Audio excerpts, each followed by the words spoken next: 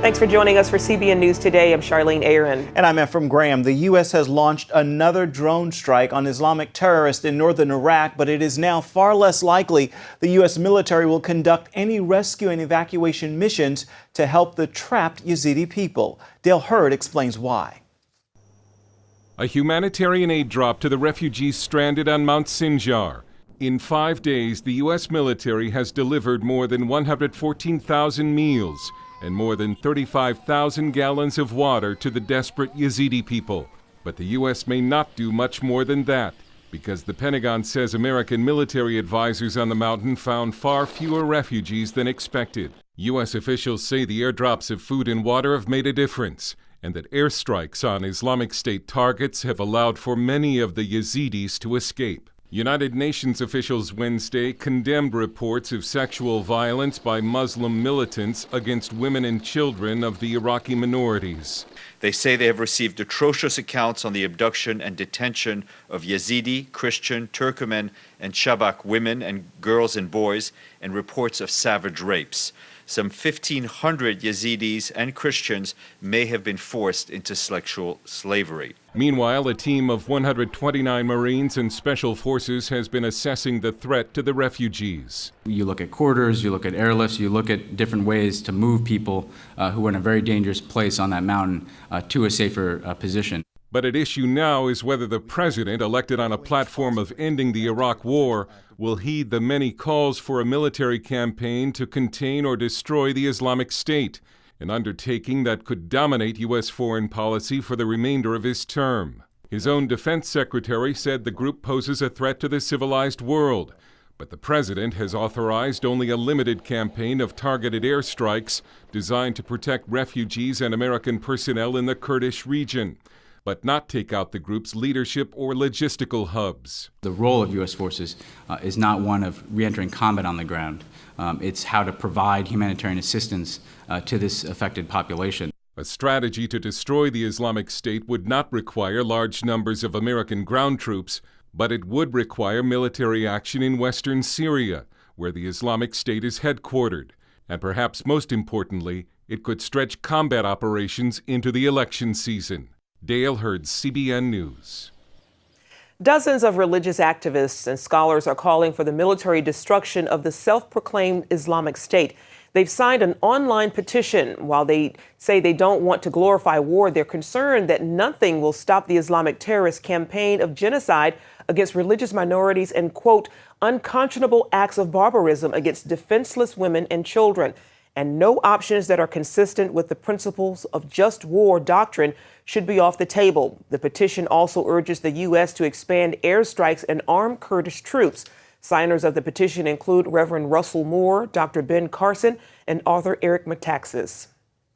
The Kurdish army is diligently working to keep the ISIS militants at bay. With the heavily armed terrorists nearing the capital of Kurdistan, the army is asking for help from outside sources, and some are answering. Chris Mitchell reports now from Erbil. This is Chris Mitchell reporting from Erbil, the capital of Kurdistan, and one of the epicenters of this ongoing crisis in northern Iraq. It may look like an ordinary day, but the situation here is anything but normal. Erbil and this land have become a land of refugees. More than 1 million refugees have fled to this city alone. And if you want an idea of how close the front lines are, it's just about a 30-minute drive away. We were up there yesterday and heard reports of a military buildup by both ISIS and the Kurdish military called the Peshmerga. And yesterday, the Peshmerga got good news. Britain announced that it would send ammunition, and France announced it would be sending heavy weaponry to the Kurdish military. Heavy weapons are very important to the Peshmerga. Commanders have told us that ISIS is able to shell them while staying out of range. The equipment used by ISIS was plundered from the Iraqi army that was originally supplied by the United States. The U.S. airstrikes have continued, and that's been a big boost to the Kurds. In fact, about 10 days ago, many Kurds felt ISIS would attack Erbil, and some even fled the city. The Pentagon announced 130 advisors would be sent to the region, and one of their goals is to help rescue the thousands of Yazidis stranded on Mount Sinjar. That's about a 3-hour drive from here in Erbil. According to the UN, that crisis with the Yazidis is their highest level of emergency. According to reports, ISIS has massacred hundreds of men and taken at least over 100 women and children. Many of the women have been used as sex slaves and pressured into converting to Islam. Finally, we've also seen many of the churches in Erbil reaching out to help the thousands of Christians and non-Christians who have fled the scourge of ISIS. As we've reported, many of these people tell us horror stories about how ISIS stole property and gave them the chance to either leave, convert, or die. We'll bring you that story and more in our continuing coverage of the crisis here in northern Iraq. Chris Mitchell, CBN News, Erbil, Kurdistan.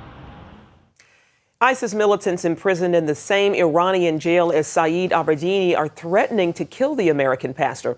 The American Center for Law and Justice says Saeed told family members other inmates warned him about the plot. Even though Saeed lives in a different part of the jail, he still fears for his life. He's relying on other prisoners for protection and says stays in his cell during daily exercise time when prisoners mingle together. The ACLJ Sekulow is calling on President Obama and Secretary of State John Kerry to act immediately to secure Saeed's release. Rockets from Gaza, followed by Israeli airstrikes, disturbed the fragile peace between Israel and Hamas overnight, but there is now a new truce and it's still holding. Negotiators extended the ceasefire for another 5 days just before midnight, making it the longest pause in the fighting since the war began last month. Meanwhile, Israel's Prime Minister Benjamin Netanyahu angrily rejected a UN investigation of alleged Israeli war crimes in Gaza. In a nationwide address, Netanyahu accused the UN Human Rights Council of giving legitimacy to terror groups like Hamas and ISIS.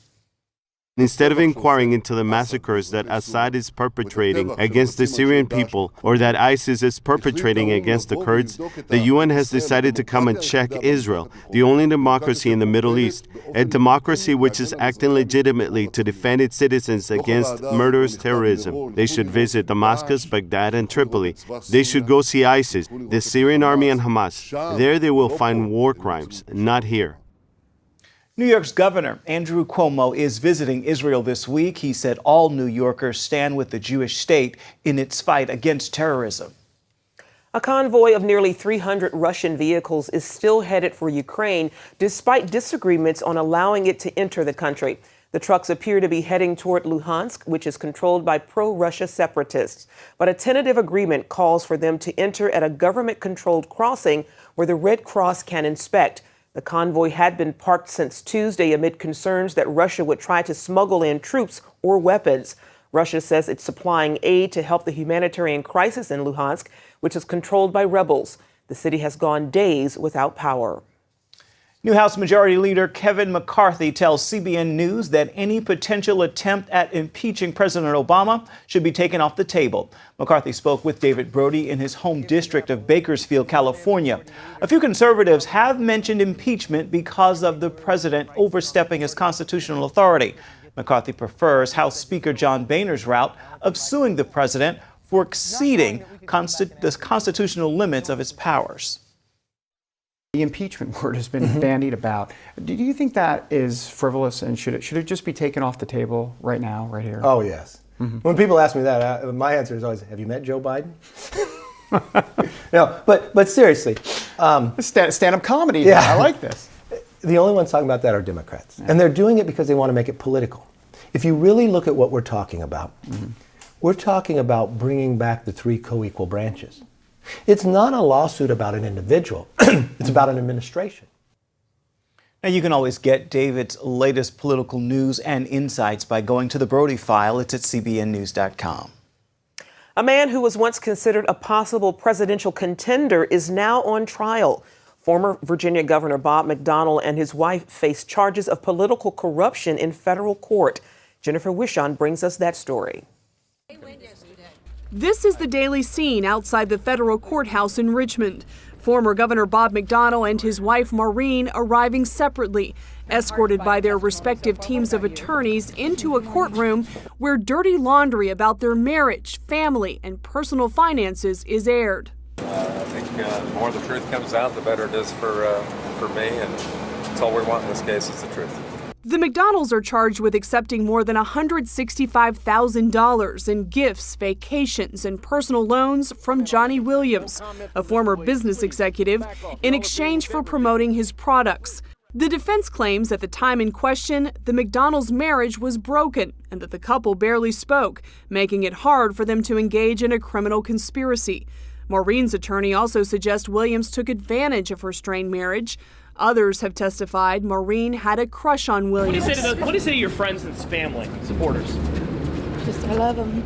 So far, Maureen has taken the most heat, her former chief of staff calling her a nutbag. And it's likely taking a toll on the entire family. One of the couple's daughters, Kaylin, got emotional when she was called to testify regarding Williams footing the bill for catering at her wedding. The former governor is expected to take the stand in his own defense. Until then, he's not saying much, but he's always been outspoken about the importance of his Christian faith. As I mentioned, I have great faith in God and in the justice system, and that sustains me every day. The major question remains, did McDonald actually break the law? Jennifer Wishon, CBN News.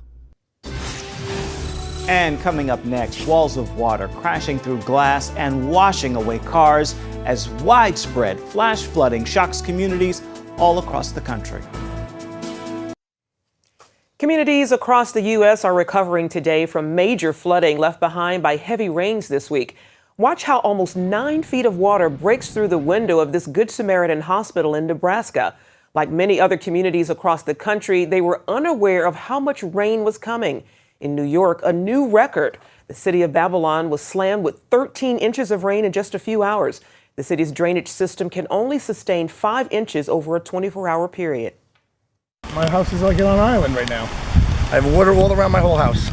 These are your cars here? Yeah, they were my cars. They're all gone. Michigan issued a disaster declaration for the Detroit area after rain and mud closed stretches of freeway. The wild weather is blamed for at least 4 deaths so far. Another night of violent protests in that St. Louis suburb where a young, unarmed black man was killed by a police officer. Some protesters threw Molotov cocktails and other objects, and police say 24 patrol vehicles have now been destroyed. Police have responded with tear gas and smoke bombs. For a third straight night, demonstrators took to the streets demanding justice for 18-year-old Michael Brown, who was shot Saturday.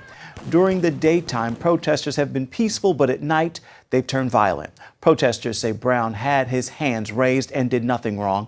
Police say the officer involved in the shooting was assaulted and had to be taken to the hospital for facial injuries following that incident.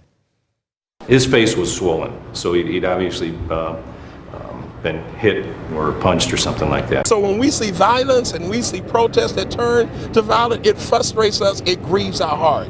And not only does it grieve our heart, but it denigrates the memory of a young man who died on the street of Ferguson.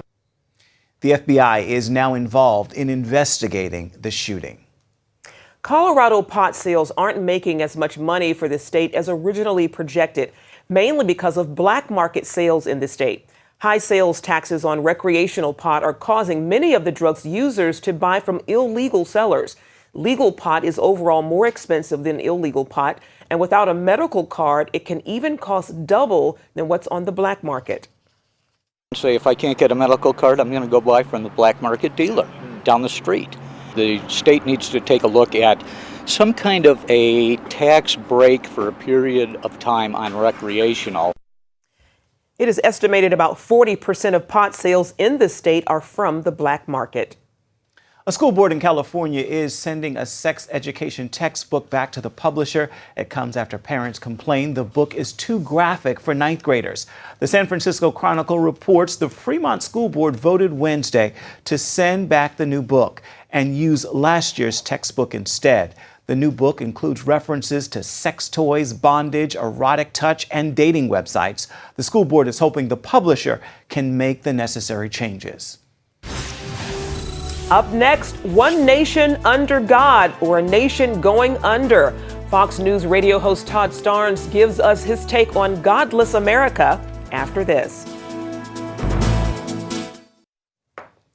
Dark clouds are gathering here in America, and a great storm is approaching. That is the warning coming from a top Fox News host who says people of faith are coming under fire like never before. Take a look. In his role as a popular Fox News radio host and commentator, Todd Starnes follows the latest developments in today's culture war. In his latest book, God Less America, Starnes lays out in great detail the growing attacks on religious liberty and Christianity in the United States. And while he presents it all in his trademark Southern storytelling style with humor and wit, his book shows that the assault on traditional values in America is no laughing matter. And Heather Sells spoke with Todd Starnes about his new book, Godless America. She asked him why he believes the war on faith has increased so dramatically in the last 5 years. Back when President Obama was campaigning for the White House, he talked about people who cling to their guns and their religion, and he called them bitter people. And I wrote in my book about, I happen to be one of those folks, a gun-toting, chicken-eating, Bible-clinging son of a Baptist. I don't think I'm bitter. I think I'm blessed.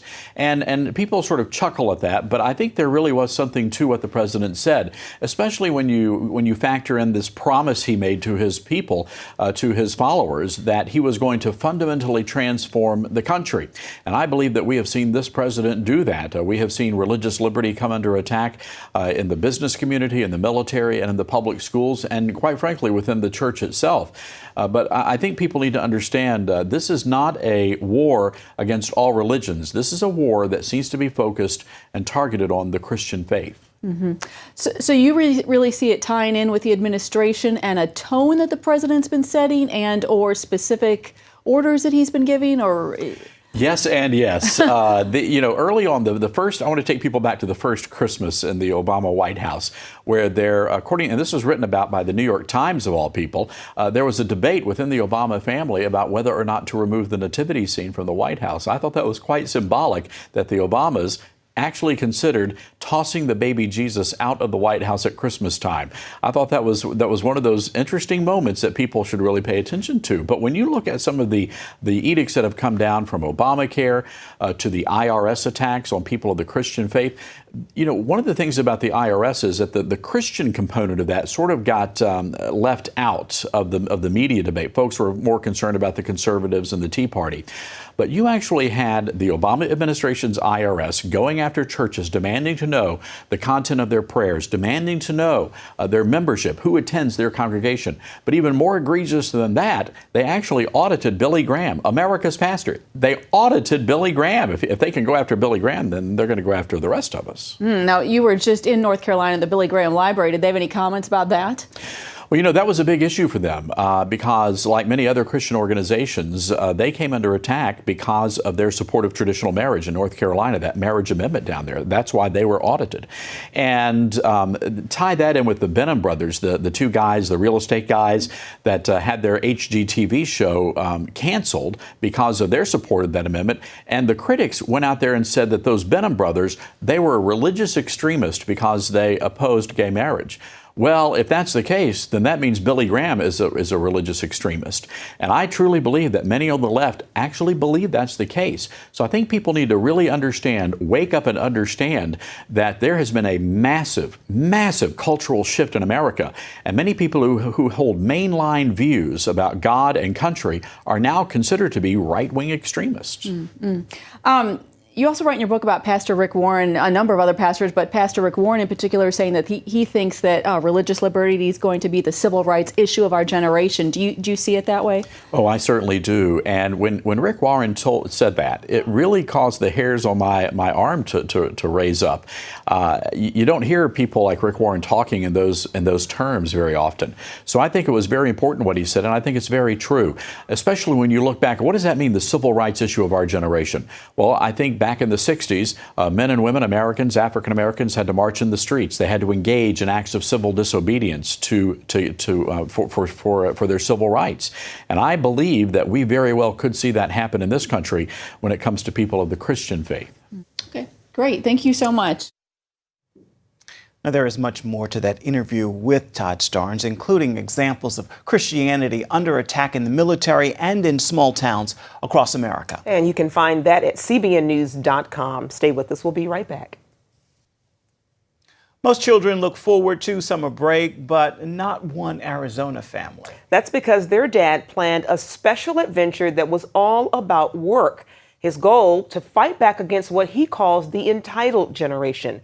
Myra Alejandra has their story. The Merced kids were not too happy at first. Their dad planned a 20-day trip in their family RV, doing free chores for strangers. I think initially they thought, Dad, the chore thing has gone too far. You know, you are crazy. But as we started reading stories about the people we were going to go serve, it all started to gel for them, and I think they saw the bigger picture. Greg Merced is a financial planner and father of 6. He decided the 6,000-mile trip would be a great way to teach his children the value of hard work and giving back. There is work associated with money. I think that's a big, huge lesson that kind of the next generation seems like we're entitled to whatever we want. Not in my house, you know what I mean? You've got to tie work and reward together. The Merceds have been helping families dealing with cancer and other illnesses. Their mission took them across the country and back again, to cities like Albuquerque, Chicago, Buffalo, and down to Florida, where they helped a couple whose son has a genetic disorder that requires constant medical care. They're cleaning my car, and they're mowing our grass, they've vacuumed, they've cleaned our fish tank inside. The kids admit they thought their dad was a little crazy when he first suggested the trip. But in the end, they learned some valuable lessons and had a lot of fun doing it.